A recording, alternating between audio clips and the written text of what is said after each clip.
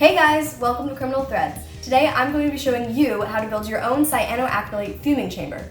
To give you some context, cyanoacrylate is a compound that's found in superglue. So I'm basically going to be building a superglue fuming chamber, and we're going to be using it to develop some fingerprints.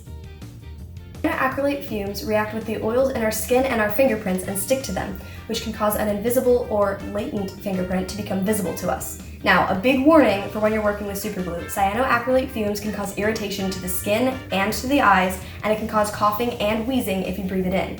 So make sure that when you're working with superglue, you have goggles, gloves, and a mask to keep it out of your eyes and your lungs. With that, let's get started. Right, narrator? Yep. So you'll need superglue, and make sure the ingredients say that it includes cyanoacrylate. Some aluminum foil. You'll need to shape this into a tray to store your superglue when heating it. A cardboard box big enough to hold the other materials with the lid closed, and it can be decorated if you're feeling creative. A coffee warmer or a candle warmer to heat the superglue until it turns into the cyanoacrylate vapor. And a smooth surface to get the fingerprints off of. She'll be using a mug for this experiment, but when you perform this, don't use something important to you because it will get covered in a thin layer of superglue. Also, make sure to get safety items previously mentioned, which means finding a pair of safety goggles, a pair of gloves, and a mask.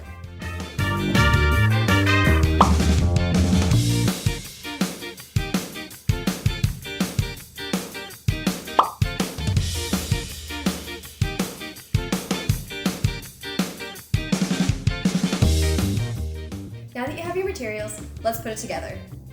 Just a reminder that it's too dangerous to be fuming indoors or in a poorly ventilated area, so we're going to be going outside. See you there! But first, let's show off our chamber a little bit. Time to do a montage!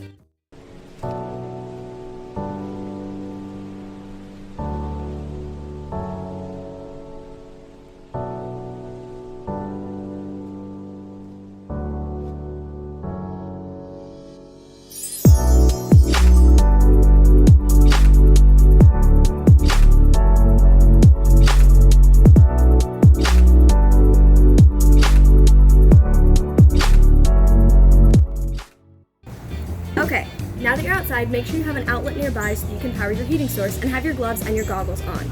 Also, you should have your mask with you so that you can put it on before you open the chamber at the end. I'm going to be fuming for about 10 minutes, and then I'm going to leave my chamber to cool for about 5.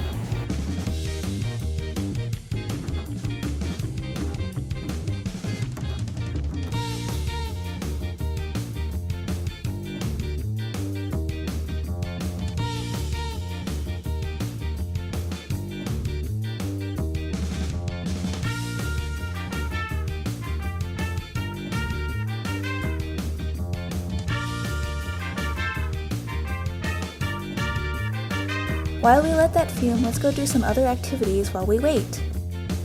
It's recommended that you stay nearby the chamber while it's fuming, in case something happens.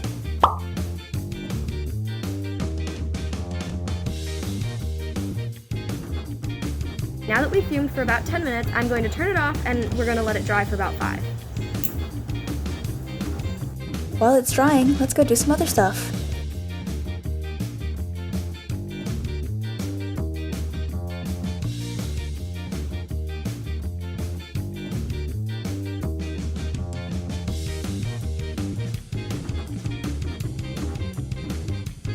Okay, so now that we've let it dry for about 5 minutes, I'm going to open up my chamber.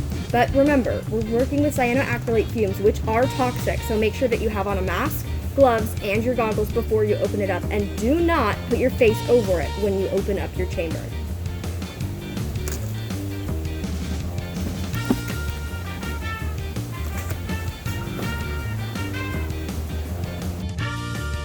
And here are the fingerprint results from our fuming process.